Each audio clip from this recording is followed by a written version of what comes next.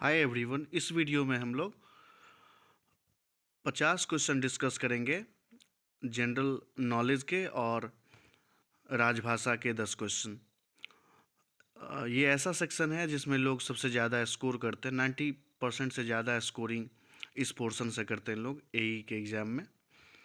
तो क्वेश्चन से स्टार्ट करते हैं। फर्स्ट क्वेश्चन है, according to official language rule India is classified into how many regions?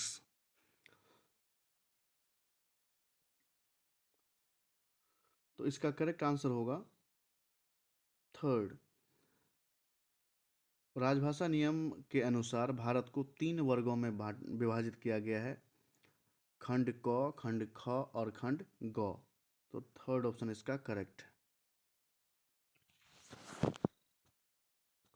Question है, who was the first Mughal empire? तो इसका आंसर होगा बाबर। सेकेंड ऑप्शन करेक्ट है। Babur was the first Mughal empire. पहला मुगल बादशाह बाबर था। बाबर, हुमायूं, अकबर, जहांगीर, शाहजहां, औरंगजेब, ये ऑर्डर है इसका।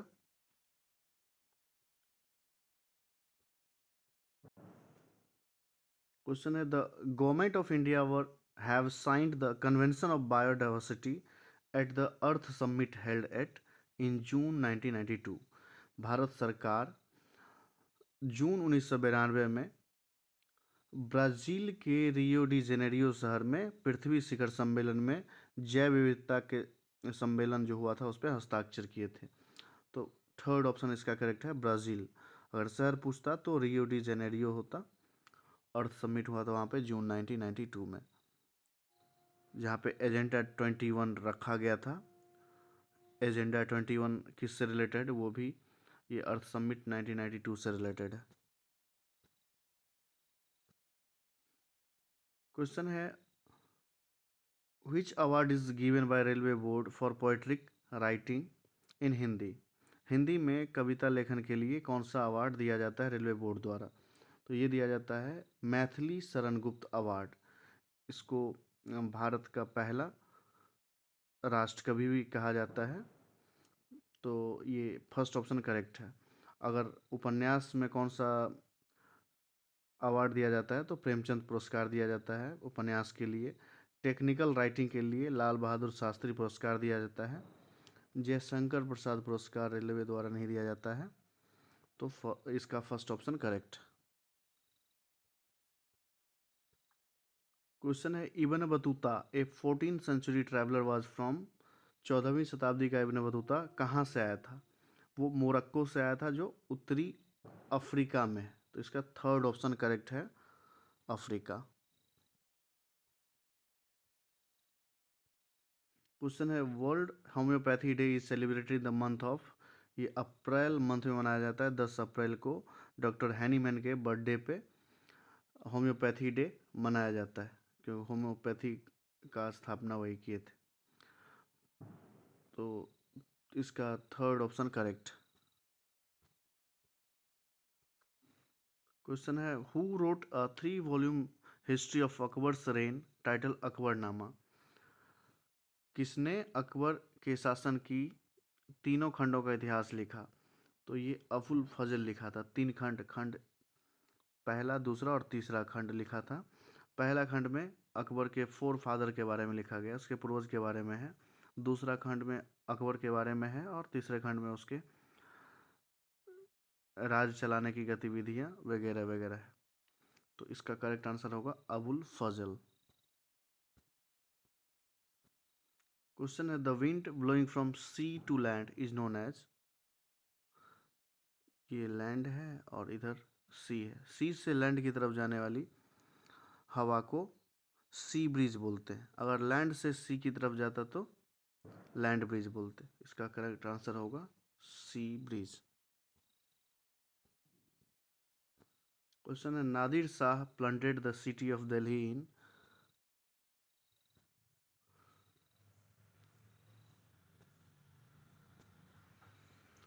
नादिर शाह ने कब दिल्ली की शहर को लूटा? तो ये लूटा था 1739 में। नादिर शाह ईरान का राजा था, ईरान का एक शासक था।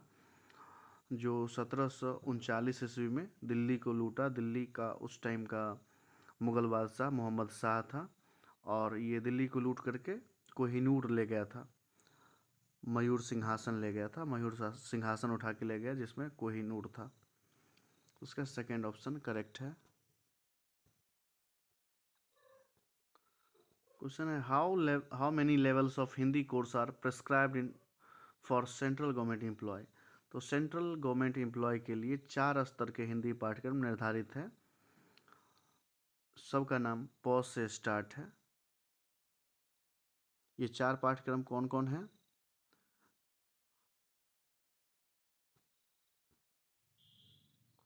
एक प्रबोध है, जो प्राइमरी स्कूल लेवल के हिंदी के नॉलेज रखने वालों को दिया जाता है। दूसरा है प्रवीण, जो मिडिल स्कूल लेवल का अगर हिंदी का नॉलेज है तो उसको प्रवीण माना जाता है, मिडिल स्कूल लेवल का पाठ्यक्रम है। थर्ड है प्रज्ञा, जो हाई स्कूल लेवल के हिंदी पाठ्यक्रम का पार्ट है। हाई स्कूल लेवल का अगर हिंदी का नॉलेज है तो उसको प्रज्ञा माना जाता है। चौथा होता है पारंगत, जो ग्रेजुएशन लेवल का अगर डिग्री है हिंदी में तो उसको पारंगत माना जाता है। अगर जिसके पास प्रज्ञा स्तर के हिंदी का डिग्री है उसको कार्य साधक ज्ञान माना जाता है कि उसके पास कार्य साधक ज्ञान है हिंदी का। तो प्रज्ञा बहुत ज़रूरी कोर्स होता है जो कि हाई स्कूल लेवल का है। तो इसमें कितने पाठ्यक्रम पूछा? तो 4 पाठ्यक्रम होगा। क्वेश्चन है, केंद्र सरकार के कार्यालय में कर्मचारियों को आमतौर पर हिंदी का कार्यसाधक ज्ञान होना माना जाएगा यदि उसमें कार्यरत कर्मचारियों के 80% कर्मचारी ने ऐसा ज्ञान प्राप्त कर लिया हो। इसका करेक्ट आंसर होगा 80%। फोर्थ ऑप्शन इसका करेक्ट। क्वेश्चन है, Champaran movement was against the. Champaran movement 1917 में महात्मा गांधी द्वारा चंपारण में हुआ था, वो किसके अगेंस्ट था?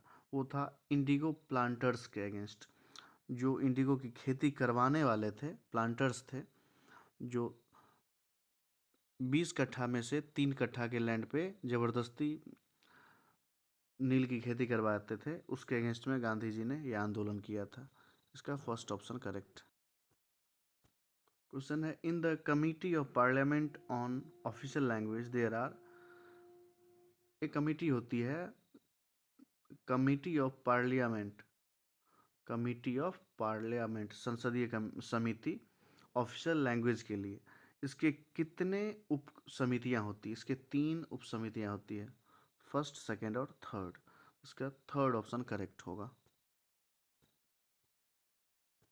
नेक्स्ट क्वेश्चन उसी से रिलेटेड है, कौन सी सब committee of the committee of parliament official language inspect the railway office.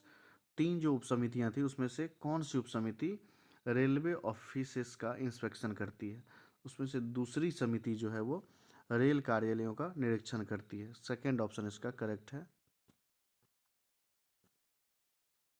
Question है, how many rules are there in official language rule 1976। राजभाषा नियम 1976 में 12 नियम हैं। बी ऑप्शन इसका करेक्ट होगा। क्वेश्चन है, which is an apparent force due to the earth rotation. Earth के रोटेशन की वजह से कौन सा एक आभासी बल लगता है? तो ये होता है Coriolis force. Coriolis force is an apparent force due to earth rotation. Coriolis force पृथ्वी के घूर्णन के कारण एक आभासी बल होता है। फर्स्ट ऑप्शन इसका करेक्ट।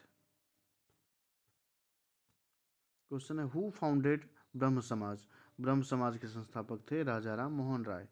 फर्स्ट ऑप्शन इसका करेक्ट।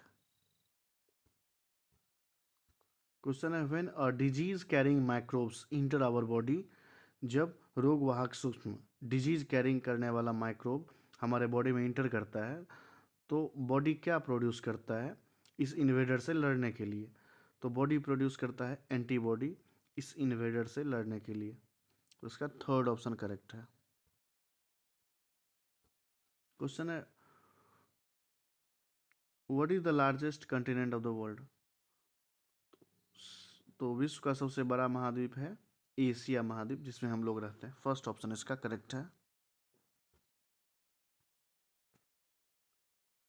1919 में गांधी जी ने किसके खिलाफ सत्याग्रह का आह्वान किया जिसे अंग्रेज ने उस समय पारित किया था? तो 1919 में गांधी जी ने रॉलेट एक्ट के खिलाफ सत्याग्रह का आह्वान किया था जिसे अंग्रेजों ने उस टाइम पारित किया था। इस रॉलेट एक्ट के अकॉर्डिंग बिना किसी ट्रायल के किसी भी इंडियन को जेल में डाला जा सकता था। इस रॉलेट एक्ट के अगेंस्ट में गांधी जी सत्याग्रह का आह्वान किए थे।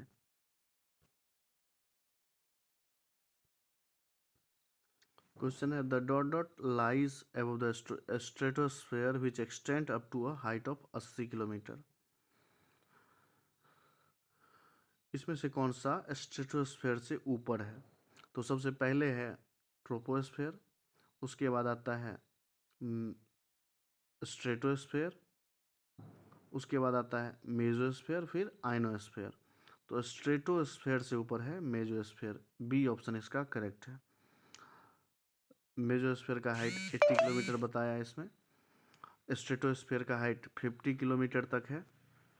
इसको समताप मंडल बोलते हैं। ट्रोपोस्फेयर को क्षोभ मंडल बोलते हैं। तो सेकंड ऑप्शन इसका करेक्ट है। क्वेश्चन है, who raise the slogan freedom is my birthright and I shall have it.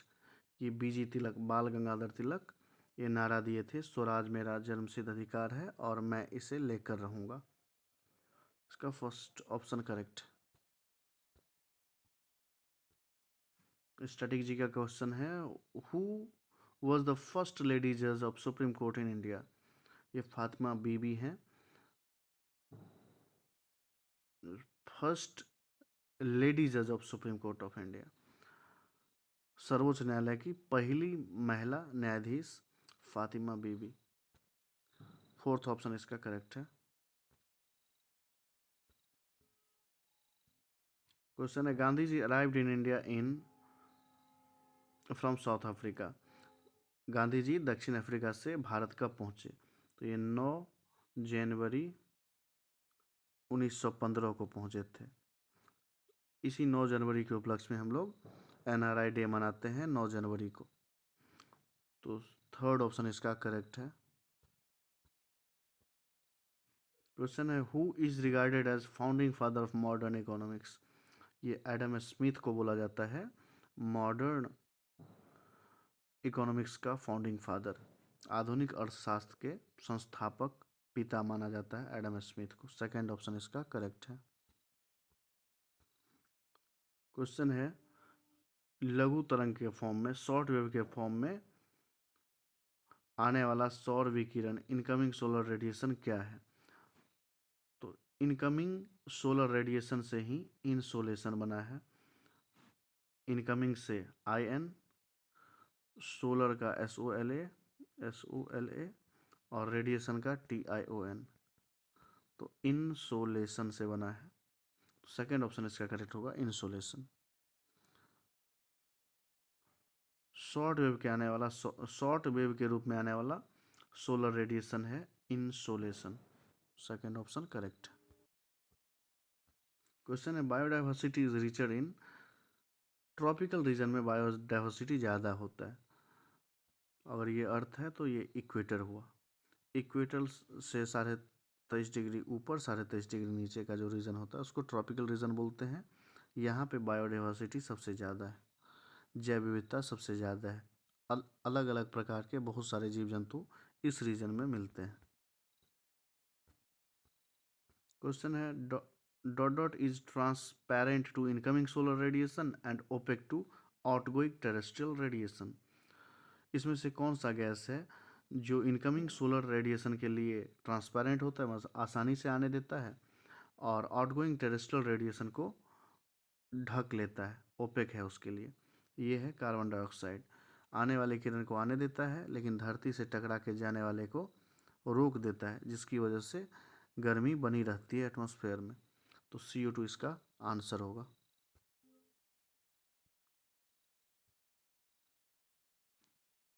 Question है, the method of sowing seeds in jhum cultivation is known as.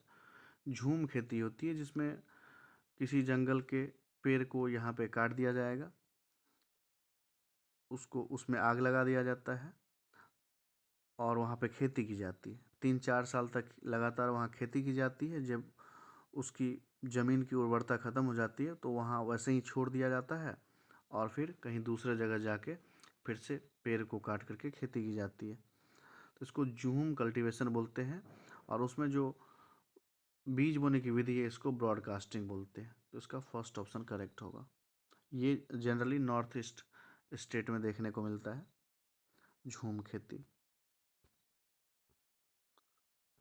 Question है who is the chairman of central Hindi committee. तो central Hindi committee के chairman होते हैं prime minister. अगर अगर पूछता कि संसदीय राजभाषा समिति के चेयरमैन कौन होते हैं तो गृह मंत्री होते हैं। तो इसका थर्ड ऑप्शन करेक्ट होगा क्योंकि ये सेंट्रल हिंदी कमेटी पूछा है, दोनों में कन्फ्यूज़न नहीं होना चाहिए। सेंट्रल हिंदी कमेटी प्रधानमंत्री चेयरमैन होते हैं, संसदीय राजभाषा समिति गृह मंत्री उसके चेयरमैन होते हैं। क्वेश्चन है what is the market value of all final goods and service produce with in a domestic territory of country measured in a year. ये जीडीपी का डिफिनेशन ऊपर लिखा हुआ है कि एक वर्ष में नापे गए देश के घरेलू क्षेत्र के भीतर उत्पादित सभी फाइनल वस्तुओं और सेवाओं का बाजार मूल्य। तो इसका जीडीपी करेक्ट आंसर होगा थर्ड। ग्रॉस डोमेस्टिक प्रोडक्ट इसका आंसर होता है, जो किसी कंट्री के बाउंड्री के अंदर एक साल में जितने गुड्स एंड सर्विस हुए उसके जो फाइनल प्राइस होता है उसको जो काउंट किया जाता है उसको जीडीपी बोलते हैं। तो इसका थर्ड ऑप्शन करेक्ट है। क्वेश्चन है basic structure of constitution can be changed by. Basic structure of constitution को कोई भी चेंज नहीं कर सकता है, तो none of the above option are correct. ये इसका सही होगा आंसर। केशवा भारती केस में ऐसा हुआ था कि सुप्रीम कोर्ट डिसीजन दिया था कि बेसिक स्ट्रक्चर ऑफ कॉन्स्टिट्यूशन को कोई भी चेंज नहीं कर सकता है। क्वेश्चन है dot dot document is not covered under section 33 of the official language act 1963। तो राजभाषा अधिनियम 1963 के धारा 3(3) के अंतर्गत 14 डॉक्यूमेंट है जिसको दो भाषा में लिखा जाना होता है। तो उसमें जनरल ऑर्डर होगा, नोटिफिकेशन है, प्रेस रिलीज है, रिप्रेजेंटेशन कहीं भी मेंशन नहीं है, तो ये उसके अंडर कवर नहीं है। तो फोर्थ इसका आंसर होगा। क्वेश्चन है dot was the first major victory of East India Company won in India. पहली मेजर विक्ट्री कब हुआ था ईस्ट इंडिया कंपनी का? ये हुआ था बैटल ऑफ पलासी जो 1757 में हुआ था, रॉबर्ट क्लाइव लड़ा था। उससे अंग्रेज़ों का मनोबल बढ़ गया और वो फिर लड़ाई जीतते चला गया। फिर इलाहाबाद संधि जो 1765 में हुआ था उसको दीवानी का अधिकार प्राप्त हो गया। यहीं का पैसा वो यहीं से पैसा लेता था और सारे ऑफिसर्स को उसी पैसे से सैलरी देता था। इवन पैसा एक्सेस पैसा वो बाहर भी भेजता था, इंग्लैंड भी भेजता था। तो सबसे पहली जीत लेकिन उसकी हुई थी बैटल ऑफ पलासी में।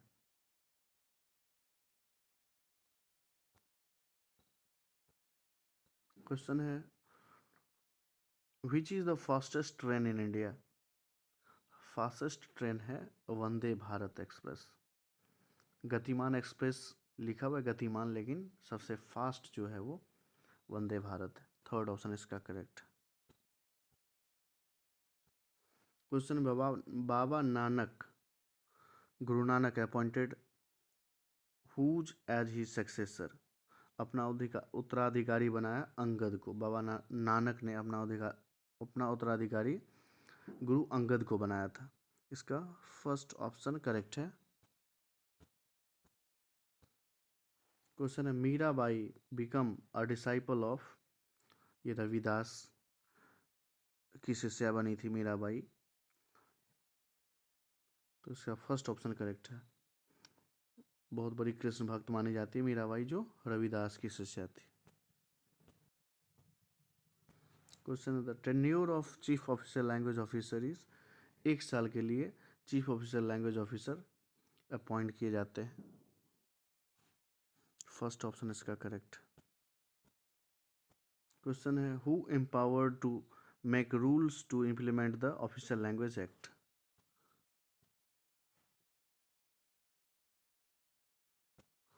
ऑफिशियल लैंग्वेज एक्ट में रूल बनाने का अधिकार सेंट्रल गवर्नमेंट को है।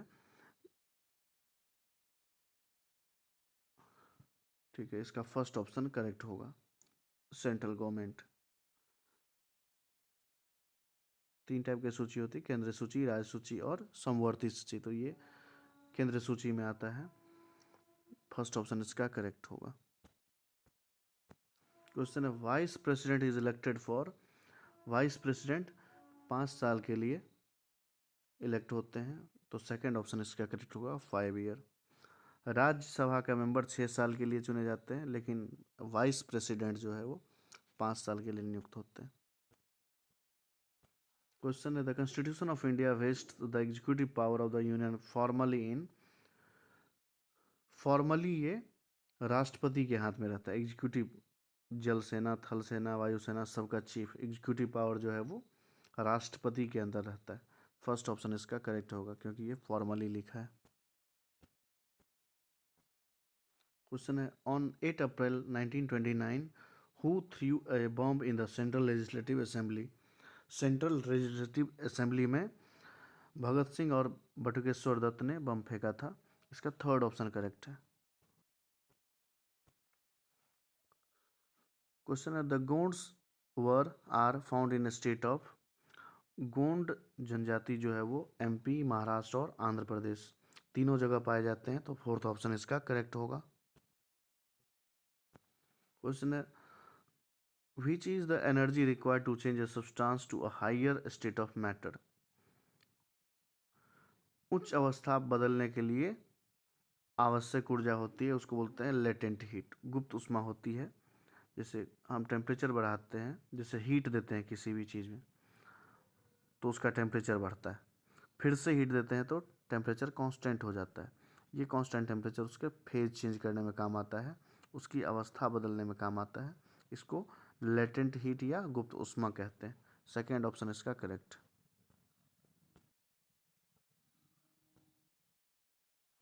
क्वेश्चन है द सत्य शोधक समाज was founded by. Jyotiba Phule establish किए थे, फाउंडेड किए थे इसको। सत्य शोधक समाज की स्थापना ज्योतिबा फूले ने किया था। सेकेंड ऑप्शन इसका करेक्ट। क्वेश्चन है which is a space on surface of earth located at the shortest distance from the focus of the earthquake। जैसे धरती के अंदर इस पॉइंट से अर्थक्वेक जनरेट हुआ, तो इसके ठीक ऊपर वाला पॉइंट होता है, उसको